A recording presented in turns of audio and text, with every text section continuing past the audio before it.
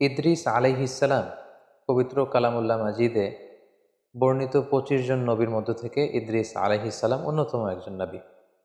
পবিত্র কালামুল্লাহ মাজিদে খুব প্রেসাইজলি কেবলমাত্র ২টি সূরার ২টি আয়াতে আল্লাহ তাআলা ইদ্রিস আলাইহিসসালামের ব্যাপারে উল্লেখ করেছেন।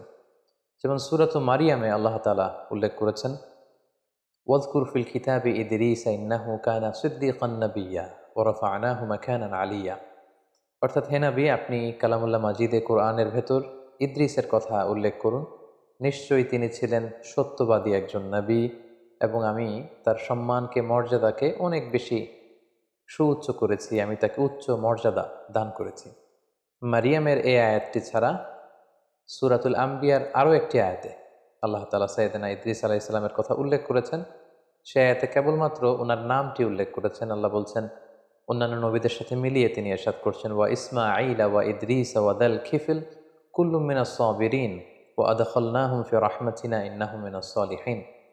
অর্থাৎ ইসমাঈল, ইদ্রিস এবং যুল কিফল তারা প্রত্যেকেই ছিলেন ধৈর্যশীলদের অন্তর্ভুক্ত। তাদের প্রত্যেককে আমি আমার বিশেষ রহমত দিয়ে বেষ্টন করেছি এবং তারা ছিলেন সৎকর্ম পরায়ণশীলদের অন্তর্ভুক্ত ব্যক্তি। কালামুল্লাহ মাজিদের সূরাত মারিয়াম এবং সূরাত আম্বিয়ার এ দুটি আয়াত ছাড়া আর কোথাও সাইয়েদনা ইদ্রিস আলাইহিস সালামের ব্যাপারে উল্লেখ করা হয়নি। সুনানে নাসাইতে একটি সহিহ হাদিসেও আমরা ইদ্রিস আলাইহিস সালামের ব্যাপারে উল্লেখ দেখতে পাই, যেক্ষেত্রে উল্লেখ হয়েছে যে আল্লাহ রাসূল সাল্লাল্লাহু আলাইহি ওয়াসাল্লাম যখন মেরাজে গিয়েছিলেন, আমরা জানি মেরাজ রজনীতে ৭টি আকাশে ৭টি স্তরে তিনি ৭ জন নবীর সাথে সাক্ষাৎ করেছিলেন। সেখানে তিনি চতুর্থ আসমানে সাইয়েদনা ইদ্রিস আলাইহিস সালামের সাথে সাক্ষাৎ করেছিলেন। হাদিসের ভাষ্যটি ছিল এমন, সুম্মা আতাইনা সামা আর রাবিআ, ১ ২ ৩ করে আমি জিবরিল আলাইহিস সালামের সাথে আল্লাহ রাসূল সাল্লাল্লাহু আলাইহি ওয়াসাল্লাম বলছেন যে আমি চতুর্থ আসমানে এলাম। ফামিসলু যালিক, এর আগের আসমানগুলোতে যেভাবে জিজ্ঞেস করা হয়েছিল জিব্রাইলকে, তুমি কে, তোমার সাথে কে, তোমাদেরকে কি আসার পারমিশন দেওয়া হয়েছে, এভাবে যত ফর্মালিটিজ আছে এগুলো সারা হয়েছে। ফাআতাইতু আলা ইদ্রিস আলাইহিস সালাম, আল্লাহর হাবিব সাল্লাল্লাহু আলাইহি ওয়াসাল্লাম বললেন, তখন হঠাৎ করে আমি ইদ্রিস আলাইহিস সালামের কাছে আসলাম। ফাসাল্লামতু আলাইহি, ওনাকে দেখেই আমি ওনাকে সালাম দিলাম। ফাকালা মারহাবান বিকা মিন আখিন ওয়া নাবিক, আমাকে দেখে সাইয়েদনা ইদ্রিস আলাইহিস সালাম বললেন, স্বাগতম হে আমার ভাই, হে প্রিয় নবী। স্বাগতম হে ভাই এবং হে নবী বলে তিনি আমাকে ওয়েলকাম বা সুস্বাগতম জানিয়েছেন।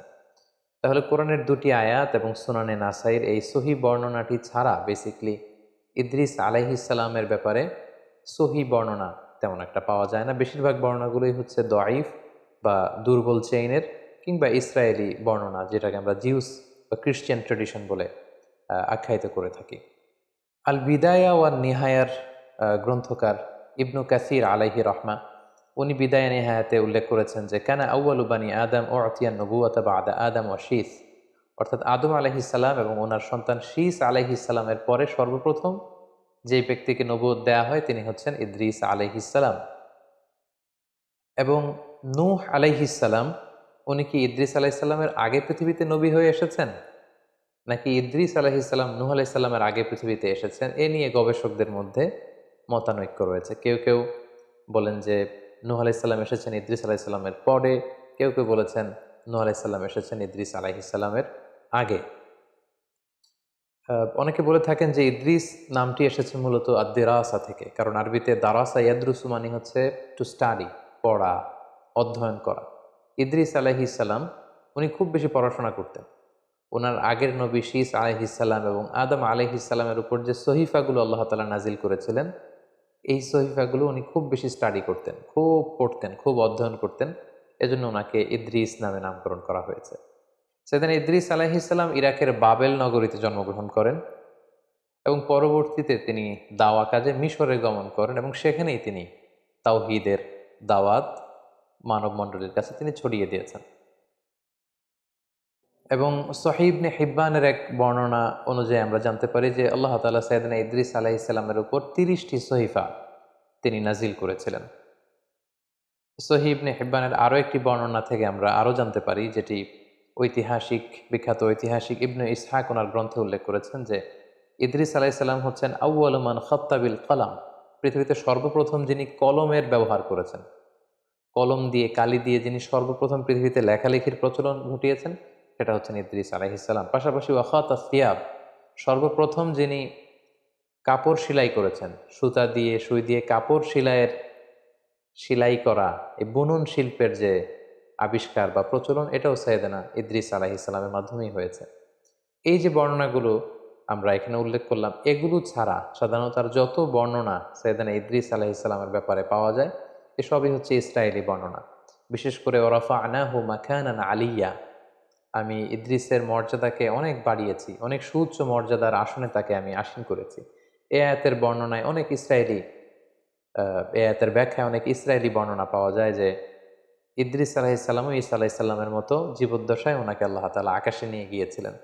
একজন ফেরেশতার পাখায় ভর করে তিনি আকাশে চলে গিয়েছিলেন এবং সেই আকাশে বা জান্নাতে ওনার ইন্তেকাল হয়েছে, এই পৃথিবীতে তিনি ইন্তেকাল করেননি। এই বর্ণনাগুলো আসলে কোনো ইসলামিক ট্রেডিশন থেকে আমরা পাই না, এগুলো ইসরায়েলি বর্ণনা থেকে আমরা পাই। ফলে ইদ্রিস আলাইহিসসালামের এই জীবন কাহিনী যখন আমরা বর্ণনা করব, এক্ষেত্রে ইসরায়েলি বর্ণনার ভূমিকা ইসলামে কতটুকু এবং ইসরায়েলি বর্ণনা এটাকে গ্রহণ করা যাবে কি যাবে না, এ ব্যাপারে ইসলামী শরিয়ার হুকুম কি, এই বিষয়টি আমাদের কাছে স্পষ্ট হতে হবে সম্মানিত সুধী। এ পর্যায়ে আমরা হুকমুল ইসরাইলিয়াত, ইসরায়েলি যে বর্ণনাগুলো আছে, যেগুলো বাইবেলে আছে, ওল্ড টেস্টামেন্টে আছে, যেটাকে আমরা তালমুদ বলছি, অর্থাৎ ইহুদি এবং খ্রিস্টানদের যে বর্ণনাগুলো, সেগুলোর ব্যাপারে আমাদের ভূমিকা কি হবে। যেমন কোরআন হচ্ছে আমাদের কিতাব, আর আল্লাহ রাসূল সাল্লাল্লাহু আলাইহি ওয়াসাল্লামের বর্ণিত কথাগুলোকে আমরা হাদিস বলছি। আমাদের আগে ইহুদি খ্রিস্টানদের অনেক নবী পৃথিবীতে এসেছিলেন, তাদের কাছে যে কিতাবগুলো এসেছিল আল্লাহর পাঠানো কিতাব, এবং সে সমস্ত রসুলরা যে সমস্ত কথাগুলো বলেছেন, তাদের নবীর যে হাদিস, এগুলোই বেসিকলি ইসরায়েলি বর্ণনা। ইসরায়েলি বর্ণনার ক্ষেত্রে খুব সোজাসাপটা তিনটি কথা। এক নম্বর কথা হচ্ছে, ইসরায়েলি বর্ণনার ক্ষেত্রে যদি কোরআন এবং সুন্নাহ সেই ব্যাপারটিকে অনুমোদন করে, সেটাকে সাব্যস্ত করে, সেটাকে সাপোর্ট করে, তাহলে সেই সমস্ত ইসরায়েলি বর্ণনা নেওয়া যাবে, সেটাকে গ্রহণ করাতে কোনো সমস্যা নেই, এটা মাকবুল। দুই নম্বর কথা হচ্ছে, ইসরায়েলের যে সমস্ত বর্ণনার বিপরীত বর্ণনা কোরআনে পাওয়া যায়, অথবা কোরআন এবং সুন্নাহ ইসরায়েলি বর্ণনার যে তথ্য, এই তথ্যকে অপোজ করছে, এটাকে অস্বীকার করছে, বরং তার ভিন্নধর্মী বর্ণনা কোরআন এবং সুন্নায় পাওয়া যাচ্ছে, সেক্ষেত্রে ইসরায়েলি বর্ণনাকে রিজেক্ট করতে হবে, এটাকে অ্যাকসেপ্ট করা যাবে না। তাহলে প্রথম হচ্ছে, ইসরায়েলি বর্ণনার যে তথ্যগুলোকে কোরআন সুন্নাহ সাপোর্ট করে সেটা মাকবুল, সেটা গ্রহণযোগ্য, এটা গ্রহণ করা যাবে। দ্বিতীয়ত, ইসরায়েলি বর্ণনার কোনো তথ্যের বিপরীত বর্ণনা যদি কোরআন সুন্নায় পাওয়া যায়, সেক্ষেত্রে কোরআন সুন্নাহকে গ্রহণ করতে হবে, ইসরায়েলি বর্ণনা সেটা হচ্ছে মারদুদ, প্রত্যাখ্যাত, রিজেক্টেড। তিন নম্বর হচ্ছে, ইসরায়েলি কোনো বর্ণনায় যদি এমন কোনো কথা বা এমন কোনো তথ্য, এডিশনাল ইনফরমেশন পাওয়া যায় যেটার ব্যাপারে কোরআন সুন্নায় কিছুই বলা হয়নি, হ্যাঁও বলা হয়নি, নাও বলা হয়নি, এটাকে সাপোর্টও করা হয়নি, এটাকে অপোজও করা হয়নি, সেক্ষেত্রে আল্লাহ রাসূল সাল্লাল্লাহু আলাইহি ওয়াসাল্লাম বলেছেন, হাদ্দিসু আন বানি ইসরাঈল ওয়ালা হারাজ, তোমরা চাইলে বনি ইসরায়েলের এই বর্ণনাগুলোকে তোমরা বর্ণনা করতে পারো, এতে কোনো সমস্যা নেই। তো সেক্ষেত্রে আমরা তাসদীক এবং তাকযীব কোনোটাই করতে পারবো না। আমরা খুব আজমাতের সাথে বলতে পারবো না যে সুলাইমান আলাইহিসসালামের সময়কালে এই ঘটনাটা ঘটেছিল, এ ব্যাপারে কোরআন সুন্নায় কিছু নেই, ইসরায়েলি বর্ণনায় এটা পাওয়া যায়, সো এটা সত্য না, এটা সত্য, এটা বলা যাবে না। আবার এই বর্ণনাটা মিথ্যা, এটা ডাহা মিথ্যা কথা অনেকে এরকম বলে বেড়ায়, যে এটা ইসরায়েলি বর্ণনা, এটা তো মিথ্যা না, এটাকে মিথ্যাও বলা যাবে না।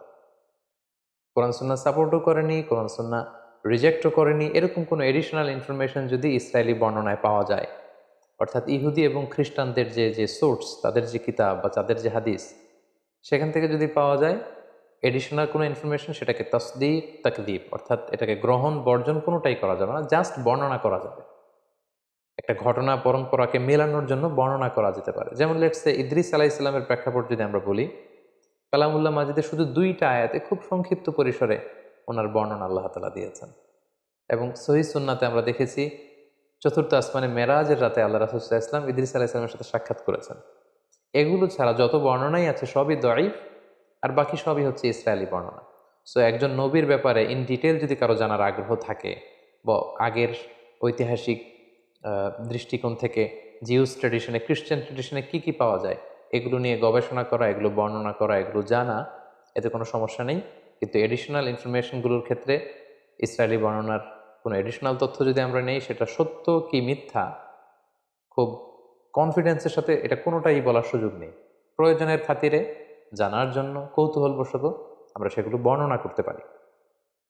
এবং মানুষ মাত্রই কৌতূহলী আমরা জানি, যাদের অনুসন্ধিৎসু মাইন্ড আছে, খুব কিউরিয়াস, জানতে মনে চায় যে কি হয়েছিল, কোথায় এসেছিলেন, তার জীবন পরিক্রমায় কি কি ঘটেছিল, তারা ইসরায়েলি বর্ণনা বাইবেল থেকে এগুলো আমরা জানতে পারি।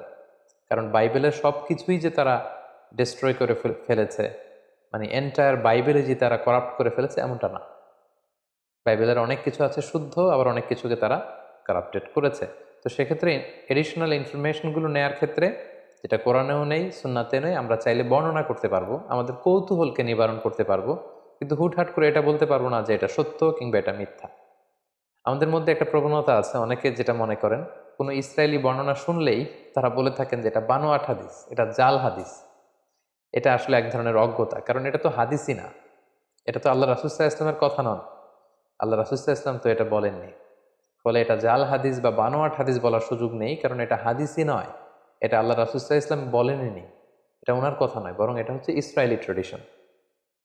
তাহলে খুব সংক্ষেপে আমরা এটা বলবো যে ইসরায়েলি বর্ণনা যদি কোরআন সুন্নাহ দ্বারা সাপোর্টেড হয় আমরা গ্রহণ করব, যদি রিজেক্ট করা হয় এটাকে বর্জন করব। আর যে ব্যাপারে কোরআনে হাদিসে আমাদেরকে কিছুই বলা হয়নি, কিন্তু ইসরায়েলি বর্ণনায় আমরা বিভিন্ন নবীদের ব্যাপারে, বিভিন্ন ঘটনার ব্যাপারে এক্সট্রা এডিশনাল তথ্য পাই, সেটা আমরা বর্ণনা করতে পারবো। কারণ আল্লাহর হাবিব সাল্লাল্লাহু আলাইহি সাল্লাম বলেছেন যে লা তুসাদ্দিকু আহলাল কিতাবি ওয়া লা তুকাযযিবুহুম, এই জাতীয় বর্ণনার ক্ষেত্রে তাদেরকে সত্যবাদী মিথ্যাবাদী, এই বর্ণনাটা সত্য কিংবা মিথ্যা এটা কোনোটাই বলো না।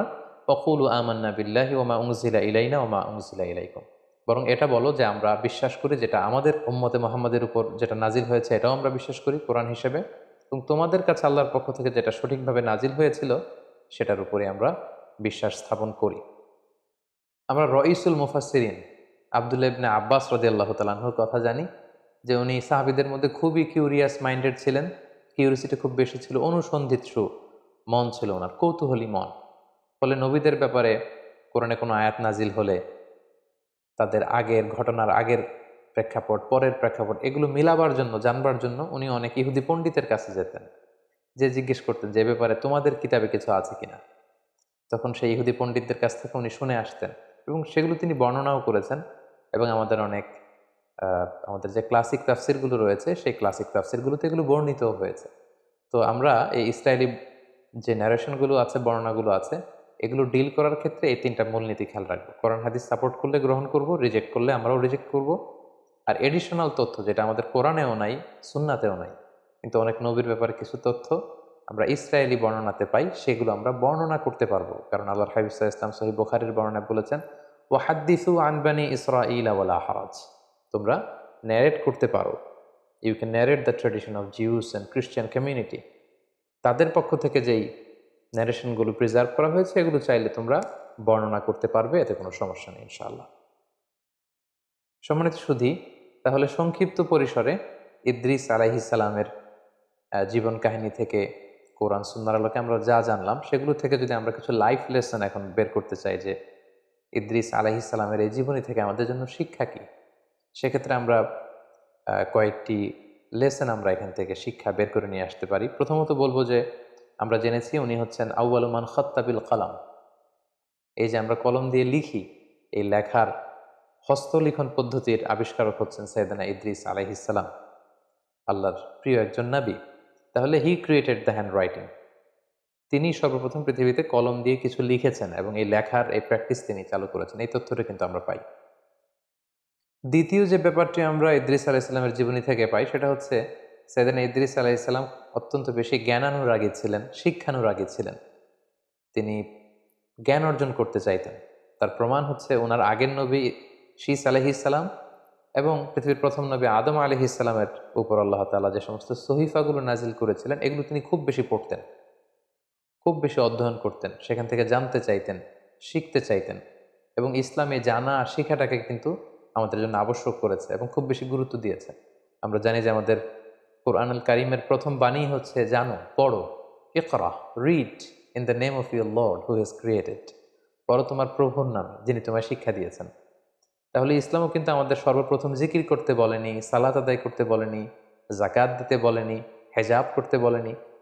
ইসলাম সর্বপ্রথম আমাদেরকে যে বিষয়ে উদ্বুদ্ধ করেছে সেটা হচ্ছে জ্ঞান অর্জনের প্রতি আমাদেরকে উৎসাহিত করেছে, লার্নিং এর প্রতি উৎসাহিত করেছে, স্টাডি করা, রিসার্চ করা, এগুলোর ব্যাপারে উৎসাহিত করেছে। এবং এটার একটা ইন্সপায়ারেশন কিন্তু আমরা সাইয়েদনা ইদ্রিস আলাইহিস সালামের জীবনী থেকে পাই। কারণ তেনার আগে যে সমস্ত কিতাব সাহিফা নাজিল হয়েছে এগুলো তিনি খুব বেশি পড়তেন। তিনি অত্যন্ত বেশি জ্ঞান অনুরাগী ছিলেন। 3 নম্বর যে বিষয়টা আমরা জানতে পারি সেটা হচ্ছে বুদ্ধিবৃত্তিক যে চর্চা, এটার সূচনা বা গোড়াপত্তনও কিন্তু ওনার সময়কাল থেকে হয়। তিনি বাবেলে জন্মগ্রহণ করেছিলেন, ইরাক এলাকায়।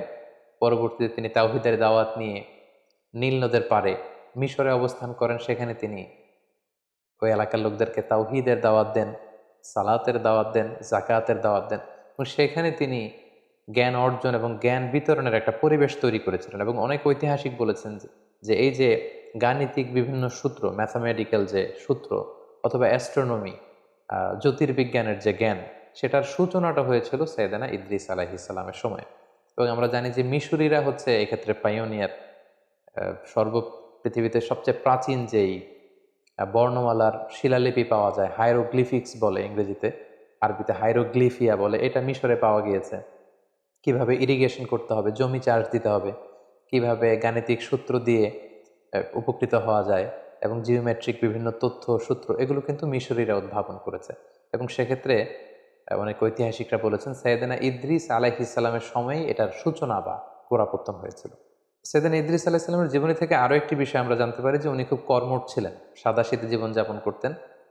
যেটার প্রমাণ পাওয়া যায় যে তিনি নিজ হাতে নিজের জামা বা কাঁথা এগুলো সেলাই করতে জানতেন। সেলাই করার বা হস্তবুনন শিল্পের ব্যাপারটিও কিন্তু ওনার সময় থেকে শুরু হয়েছে। এ থেকে আমরা বুঝতে পারি যে উনি খুবই কর্মঠ ছিলেন, হার্ড ওয়ার্কিং ছিলেন। আমরা অনেকে নবীদের ব্যাপারে এরকম ধারণা করে থাকি যে ওনারা মানুষ নয়। আসলে ব্যাপারটা কিন্তু ভুল। ওনারাও মানুষ ছিলেন এবং ওনারা এই পৃথিবীতে হার্ড ওয়ার্ক করেছেন, স্ট্রাগল করেছেন।